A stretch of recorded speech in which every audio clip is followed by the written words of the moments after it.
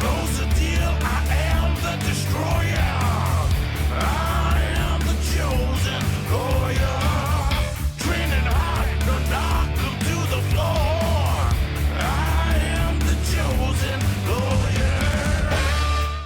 Hello and welcome to another episode of the Chosen Life podcast. This is your host Faizan. I'm co-hosting with Jonathan. Jonathan. Good morning, good afternoon. Thank you for joining us. It's funny sitting on this end and hearing somebody else do the intro. So Faizan, get ready to rock and roll. We have a huge guest today. Thanks, Excited. Jonathan. Yes, and we are really excited to bring to you one of our very own from Mississauga, MPP from Mississauga, Erin Mills, Sheref Sabawy. Welcome to the show. Thank you. You are Parliamentary Assistant to the Minister of Labour and Immigration for Skills and Training and Development, and you are a third-time MPP. How are you doing, sir? I'm doing great and welcome to be in my office. I really kind of follow the social media as much as I can, as much my time permits, but I'm very delighted to be here with you today. And I got to say, I'm very excited to meet you. Your LinkedIn is literally pages worth. You have had a very diverse and active career. I'm reading through your experiences. And my first thought is, does this man even sleep? Like, it seems like you're constantly working on something. It's a Yes. very busy life. It's true. It's true. You're on the go all the time, and Yes. my experiences with you in the past has been that I've found you everywhere and anywhere, actually. So it's a compliment to your presence in the community. Thank you. I try my best. Yeah. All right, Mr. Sabawy, we'll start off with some background questions. You moved to Canada. You come from Egypt, Alexandria. Would you take our viewers back to the life in Alexandria in the Middle East? How was it when you were being raised, and how you moved to Canada? Sure. I grown up in Alexandria. It's a Mediterranean city with a diverse community as well. Like there's Greeks, there's Italians, there's Armenians, there's Jews, there's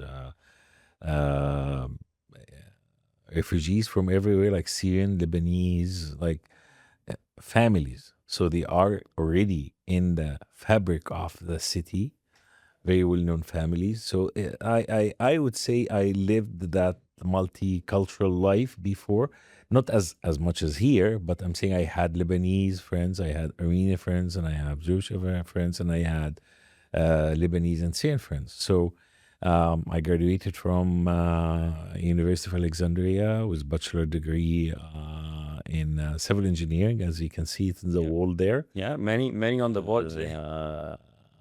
In 1987.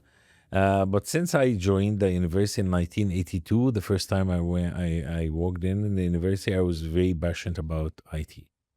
So I've been reading a lot. I've been getting short courses. There was not much because at the time we took in 86, there was not, the computer science wasn't what we see today. It was mainframes. It was all theory in a way. It was more dry than it's today. But that was my passion. So when I joined the civil engineer, I was start taking some part-time jobs, writing basic programs and stuff. And I actually wrote all the programs for all my sheets. Like during the 5 years, every time I have a sheet, I finish my sheet, then I write a program. So 1986, I believe, 1986, November 1986, I believe I started teaching in one of the private schools, teaching computer courses, 1986. And as well, I was participated in a series of books, civil engineering series of books about different areas of engineering. So civil engineering, soil mechanics, hydraulics, steel construction, shear design and analysis, concrete design. So I wrote all those basic programs for all the series of the books. Wow. So that was like, for me, it was like an honor to be part of a book. I'm just writing the basic programs, which was good. So very simple. As soon as I finished in 1987, I was in IT, like just jumped from part-time to full-time. I have to ask you, looking at your diverse experience, sir, When you were born and raised in Alexandria and you come to grade 1 as a 6-year-old, what did you think your occupation was going to be? What did you, when the teacher would say, what do you want to be when you grow up? What was your answer back then? I Great think question, Jonathan. it's funny. Of course I knew that I'm gonna be in engineering. Like I was in the physics. I was big in physics, mechanics, light. I was very passionate about light. Yes. I created a lot of projects which have light in it. I dreamed to do my PhD in laser, but at the end of the day, life goes different directions. And back home is different than here. Like when you go to the high school, you have actually 3 different routes. When you get to the grade 1 of the high school, like the 3 years of high school, first year they prep you, and then second and third year are totally different. Based on, are you going to go in engineering? So there's math and physics and stuff. It's all high infinity, like everything you can think about, advanced math, everything. That's for second and third year of the high school. If you are going to go into the engineering side, if you're going science, you are in a different route. So you get lots of life sciences and psychological stuff, and like some of the preparation for you to go into the medical school. So medical school, pharmaceutical school, science, all those, you get through that route. The third route is lectures. So you to be a lawyer, you're studying lectures, and you're studying advanced language skills and all this to prepare you to be a lawyer or a writer or a journalist. All those universities, you go through that route. So you already have a direction.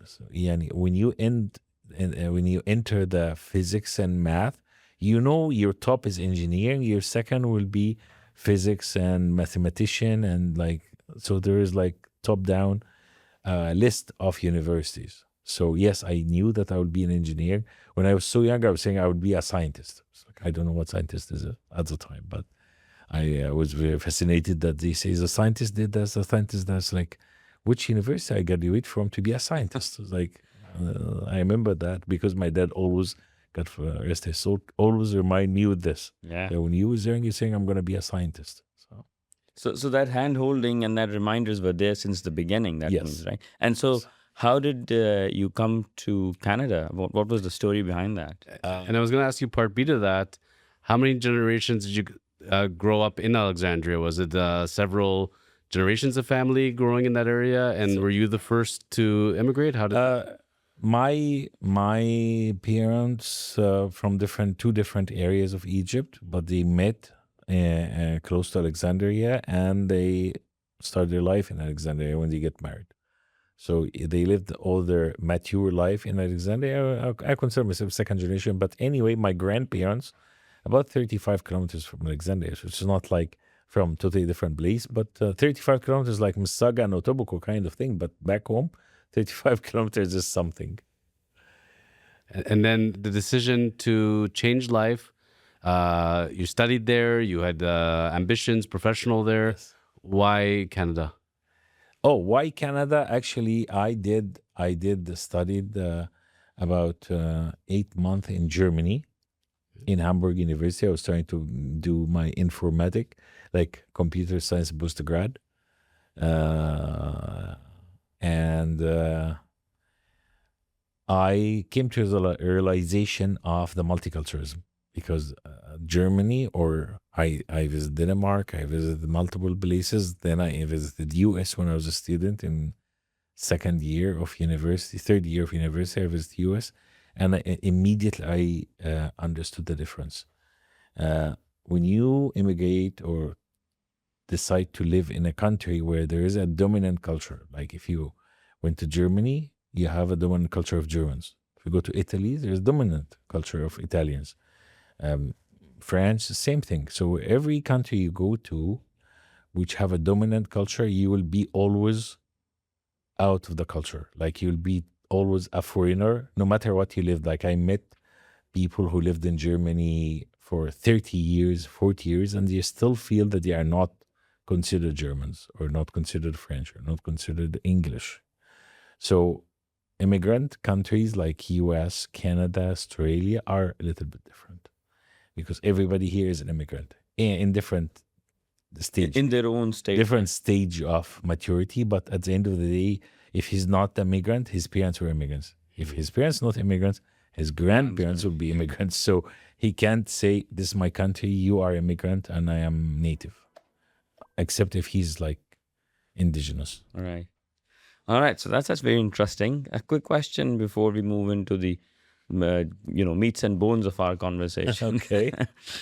So you've been part of the academia throughout your life. Yes. And then when you came to Canada, how did you tackle that, equivalency process? Because I think the conversation is leading us to that point where we can address this concern of many immigrants who are listening to our podcast right now, that you came to Canada as an immigrant, then you were part of academia, and how did you, transition yourself towards Canadianization, Canadian education, Canadian experience from what you brought from outside? Okay. Let's go step back. When I came to Canada, I was regional IT manager Middle East for a petroleum company. I was managing 10 countries. But when I applied, I was almost 27 years old. So fluent in English. It's an English company, international company, multinational company, IT specialist, executive level, bachelor degree, and young of age. At the time, I had almost like 8 years of experience on my belt, 7, 8 years. Because when I graduated, I was 20 years plus 6 months. So I was so young, I had enough experience, and I have degree, like the qualifications and the language. So that helped a lot to get accepted as an immigrant. But when I came here, I missed one piece, which I didn't know, because now we know about it. You can find it in the internet, because at the time there was no internet. So the information we have was very little. Right. Asking people who come from Canada, visiting home, you ask them questions, but other than that, there's no source of information. So the 2 years Canadian experience, or the Canadian experience to start with generally, was big thing. Like, you don't have Canadian reference? No. Can I give you international number for my manager back home? No. We need Canadian reference.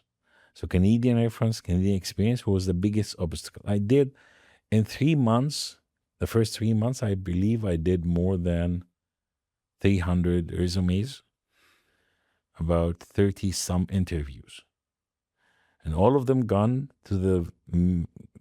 like amazingly fine until you reach the point saying, yes, where's your Canadian reference? I don't have Canadian reference. And that's it. Conversation ends in here. So that was the biggest obstacle. Then I managed to, at the time I was working in Tim Horton because I have to survive. So I worked at night shifts in Tim Horton baking donuts, like muffins and stuff. 8 months, night shifts. And I was working part-time in repairing computers because I had good hardware skills and it was in demand at the time. So I used to go to a shop and fix computers. And later on, I had an agency who can hire me give me a pager. So they page me, I call them, they give me assignments. Right. And they had contracts with many of the ministries, like health ministry and this. So this printer in this hospital, computer in that hospital, screen in this hospital. So I used to work at that. But that was part-time. I can't live on that. So I was getting Tim Hortons, and I was using the rest of the time to find a job or apply for other jobs. And then some Canadians said, to break in, forget about your bachelor degree, forget about your post-grad degree, 2 years diploma, forget about all that. I was Novell certified engineer in 1987. So when I came here, I had Novell certified engineer, which is like big thing. At the time, I was, I think, ranked something on Africa, like 7, 8. So which was big thing. Here, they said, okay, you need to get some Canadian education or Canadian certificates.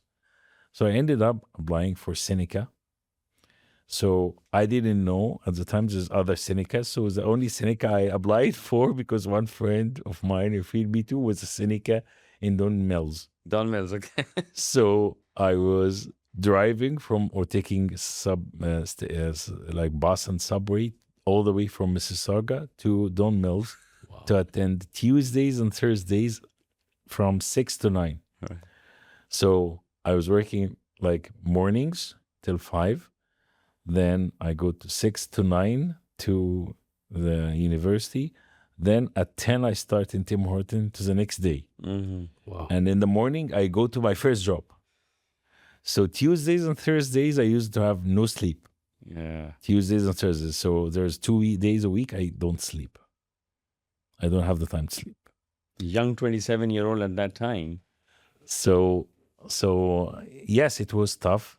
But end of the day, as soon as I got a job as contractor, part-time, 3 months for HSBC, IT department, doing admin for the Novell network, things start getting into the right track. And then I get full-time job. Then I get promoted to be the admin for Eastern Canada for HSBC, Eastern Canada, and I take it from there. Ended up leaving HSBC, going to Cisco for about 2-3 years. Then I left from Cisco to CIBC. I managed the subsidiaries network. Then from CIBC to Motorola, where I managed the sales, pre-sales engineering for partners across Canada nationally. Then I moved after that to Bell Canada. I managed professional services projects like, for example, Hotspot for McDonald's, 2,600 stores across Canada. Loblaws distribution centers, coast to coast to coast. So I did national projects. I did William Osler Hospital Wireless here in Brampton. So a few, like about 6 or 7 projects. It took me about 3-4 years. But maybe 17, 18 years ago, I got somebody from George Brown joining us in one of the sessions, and I was giving As an instructor. presentation about some technology, and he said, why don't you come to teach for us? Our students need your expertise and stuff. I liked your way of presenting. And so I started taking one credit, and then I added some credit. So what I have been going in this academia parallelly to my work all the time. So I think I've been teaching for the past maybe 20 years, 18, 19, 20. And it's amazing the path takes you from one end to one end, and then all of a sudden now new roads start to appear. We're just grazing the surface. So I think, Faizan, we're going to have to come back next week because we're going to talk about his political career. Absolutely. And how one goes from one end to another. So it's going to be quite interesting. So with your permission, we'll come back next week. Sure. We'll have Sheref back. And this is the Chosen Life Podcast. Stay tuned. More stories to come. See you next week.